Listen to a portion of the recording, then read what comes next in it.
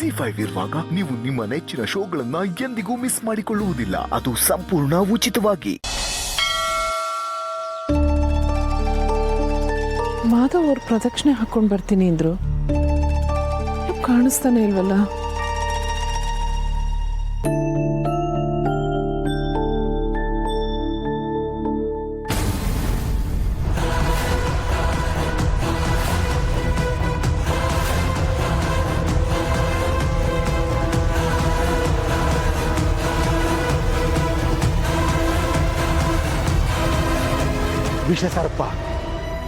ವಿಷಸರ್ಪನ ಮನೇಲಿ ಇಟ್ಕೊಂಡಿದ್ದೀರಾ.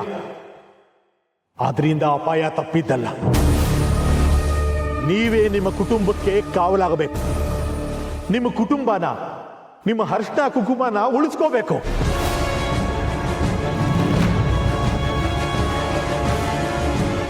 ನಿಮ್ಮ ಮನೆಯಲ್ಲಿ ಈಗಾಗಲೇ ಒಂದು ಜೀವನ ಬಲಿ ತಗೊಂಡಿರೋ ವಿಷಸರ್ಪ ಅದು. ಈಗ ಮತ್ತೆ ಇನ್ನೊಂದು ಜೀವನ ಬಲಿ ತಗೊಳ್ಳೋದಕ್ಕೆ ಹೆಡೆ ಎತ್ತಿಕೊಳ್ತಿದೆ. ಇಡೀ ಮನೇನ ಸ್ಮಶಾನ ಮಾಡೋ ಸಂಚು ಮಾಡಿದೆ. ಒಳ್ಳೆ ತರದ ಮುಖವಾಡ ಹಾಕೊಂಡು ಕ್ರೂರ ಮೃಗದ ತರ ಕಾಯ್ತಾ ಕೂತಿದೆ. ಎಚ್ಚೆತ್ಕೊಳ್ಳಿ, ನಿಮ್ಮ ಹರ್ಷನ ಕುಂಕುಮನ ಕಾಪಾಡ್ಕೊಳ್ಳಿ, ಆ ಮನೇನ ಉಳಿಸ್ಕೊಳ್ಳಿ.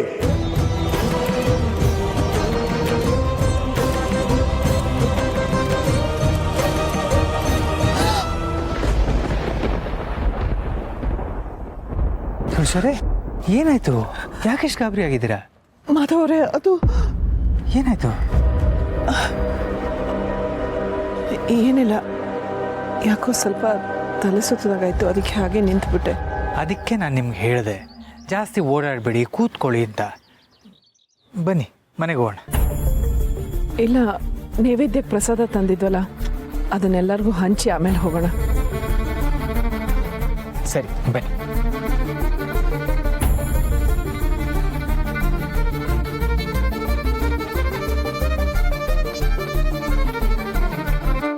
ಅವನು ಯಾರಿರ್ಬೋದು? ನಾನು ಅವನನ್ನ ಎಲ್ಲೋ ನೋಡಿದ್ದೀನಿ, ಆದರೆ ಎಲ್ಲಿ?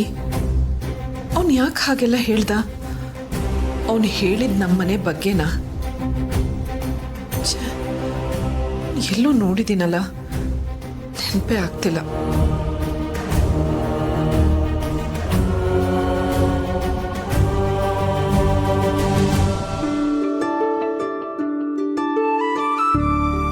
ಮಾಧವ್ ಅವರೇ, ಏನಿದ್ದು?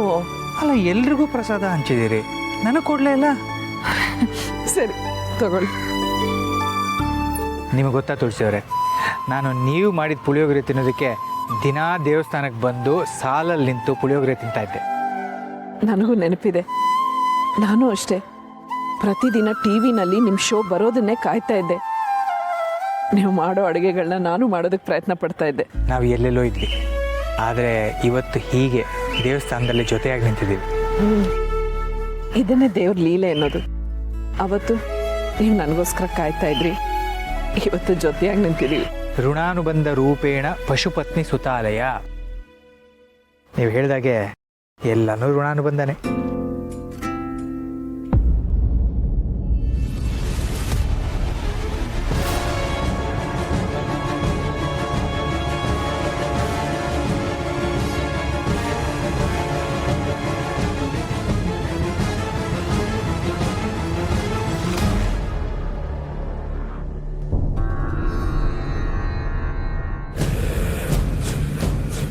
ತುಳಸಿ ಅವರೇ, ಯಾಕಷ್ಟು ಗಾಬರಿಯಿಂದ ಓಡಿ ಬಂದ್ರಿ?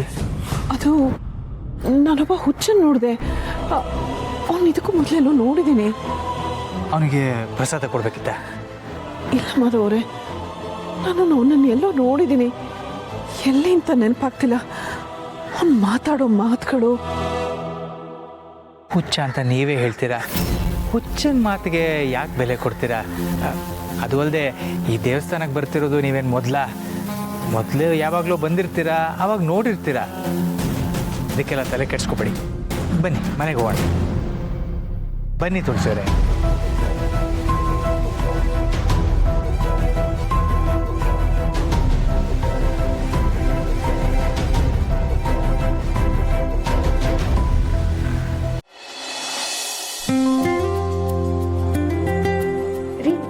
ಇಷ್ಟೊತ್ತಾದ್ರೂ ಆಫೀಸಿಗೆ ಹೋಗಿಲ್ಲ, ರಜನಾ? ಇಲ್ಲ ಪುಣ್ಯ, ಇವತ್ತು ಆಚೆ ಸ್ವಲ್ಪ ಕೆಲಸ ಇತ್ತು. ಅಮ್ಮನ ಹೆಸರಲ್ಲಿ ಕಂಪ್ನಿ ಮಾಡಿದ್ದೀವಲ್ಲ, ಆ ಜಾಗಕ್ಕೆ ಹೋಗಬೇಕು. ಆಫೀಸಲ್ಲಿ ಅಷ್ಟೊಂದು ಕೆಲಸ ಇರಲ್ಲ, ಅದಕ್ಕೆ ಮಧ್ಯಾಹ್ನ ಹೋಗೋಣ ಅಂದ್ಕೊಂಡೆ. ಬ್ರೋ, ಅದು ನಾನು ದೀಪಿಕಾ ಜೊತೆಗೆ 2 ದಿನ ಆಚೆ ಹೋಗಿ ಬರೋಣ ಅಂದ್ಕೊಂಡೆ. ಆಫೀಸಲ್ಲಿ ಏನಾದರೂ ಕೆಲಸ ಇದ್ದರೆ ಬೇಡ, ಹೋಗಲ್ಲ. ಏನು ನೀನು ಇದನ್ನು ಕೇಳ್ತಿಯಲ್ಲ? ನಾವೆಲ್ಲರೂ ಕಷ್ಟಪಡೋದೇ ಖುಷಿಯಾಗಿರಬೇಕು ಅಂತ. ಅದರಲ್ಲೂ ಹೆಂಡತಿ ಜೊತೆ ಹೋಗಿ ಬರ್ತೀನಂದರೆ ಬೇಡ ಅನ್ನೋರು ಯಾರು? ನೀನು ಕೆಲಸದ ಟೆನ್ಷನ್ ಬಿಟ್ಬಿಡು, ನೀವಿಬ್ಬರು ಖುಷಿಯಾಗಿ ಹೋಗಿ ಬನ್ನಿ. ಅನ್ಕೊಂಡಿದ ತಕ್ಷಣ ಹೊರಟ್ಬಿಡ್ಬೇಕು, ಲೇಟ್ ಮಾಡಬಾರ್ದು. ನೀವು ಇವತ್ತೇ ಹೊರಟ್ಬಿಡಿ. ಮನ್ಸು ಬದಲಾಗೋಕ್ಕೂ ಮುಂಚೆ ಮನ್ಸಿಗೆ ಇಷ್ಟಪಟ್ಟಿದ್ದನ್ನ ಮಾಡಿಬಿಡ್ಬೇಕು. ಸರ್, ಕಾರ್ ರೆಡಿ ಇದೆ. ಏನಪ್ಪಮ್ಮ ಇದನ್ನ ಕರೆಕ್ಟ್ ಟೈಮ್ಗೆ ಹಾಜರಾಗ್ಬಿಡ್ತೀಯಲ್ಲ. ಈಗೇನು ಬೇಕು? ಕಾಫಿ ಬೇಕಾ, ಜ್ಯೂಸ್ ಬೇಕಾ? ಏನು ಬೇಡ ಮೇಡಮ್, ನನಗೆ ಅಮ್ಮ ಬೇಕು. ಆಹಾ, ಅಮ್ಮನ ಮಗ. ಅಮ್ಮ ದೇವಸ್ಥಾನಕ್ಕೆ ಹೋಗಿದ್ದಾರೆ. ಅವ್ರು ಬಂದ ತಕ್ಷಣ ನಿಮ್ಮ ಮಗು ಕೇಳ್ತಿತ್ತು ಅಂತ ಹೇಳ್ತೀನಿ. ಎಷ್ಟೇ ದೊಡ್ಡವರಾದ್ರೂ ಈಗಲೂ ಅಮ್ಮನ ಸೆರ್ಗಿ ಹಿಡ್ಕೊಂಡು ಓಡಾಡೋ ಪುಟ್ಟು ಮಗು ಅಲ್ವಾ ನೀವು? ಹಾಗೇನಿಲ್ಲ ಮೇಡಮ್, ಆ ಥರ ಏನಾದರೂ ಅಮ್ಮನಿಂದನೇ ಓಡಾಡಾಗಿದ್ದಿದ್ರೆ ಅವ್ರು ನಿಮ್ಮ ಮನೇಲಿ ಇರಕ್ಕೆ ಬಿಡ್ತಿದ್ನ? ಅವ್ರಿಗೋಸ್ಕರ ಹಣ್ಣು ತಂದಿದ್ದೆ, ಕೊಟ್ಬಿಡಿ. ಏಕೆ ನಮ್ಮನೇಲಿ ಯಾರು ಹಣ್ಣು ತಂದು ಕೊಡಲ್ಲ ಅಂತನ? ತರ್ಬೋದು, ನೀವು ಎಷ್ಟೇ ಚೆನ್ನಾಗಿ ಅಮ್ಮನ ನೋಡ್ಕೊಂಡ್ರು ನನಗೂ ಅವ್ರಿಗೇನಾದ್ರು ಕೊಡಬೇಕು ಅಂತ ನನ್ನ ಮನಸ್ಸಲ್ಲಿ ಇರುತ್ತಲ್ವಾ, ಅದಕ್ಕೆ ತಂದಿದ್ದೀನಿ. ಹಾಗಾದ್ರೆ ನೀನು ಒಬ್ಬನಿಗೆ ಮನ್ಸಿರದ, ನಮ್ಗೆ ಯಾರಿಗೂ ಮನ್ಸಿಲ್ವಾ?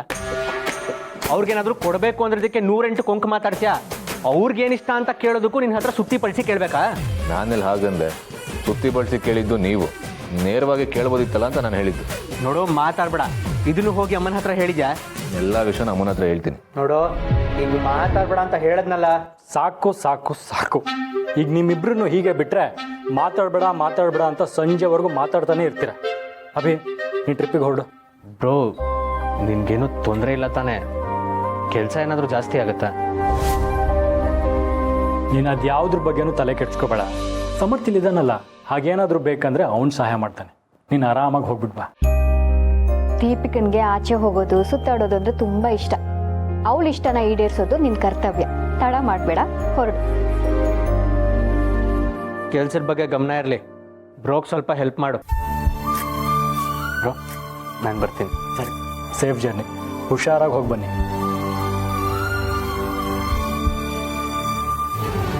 ಛೇ, ಹೆಂಡ್ತಿನ ಆಚೆ ಕರ್ಕೊಂಡು ಹೋಗೋಕ್ಕೂ ಅಣ್ಣ ಅದಕ್ಕೆ ಪರ್ಮಿಷನ್ ಬೇಕಾ ಇವನಿಗೆ?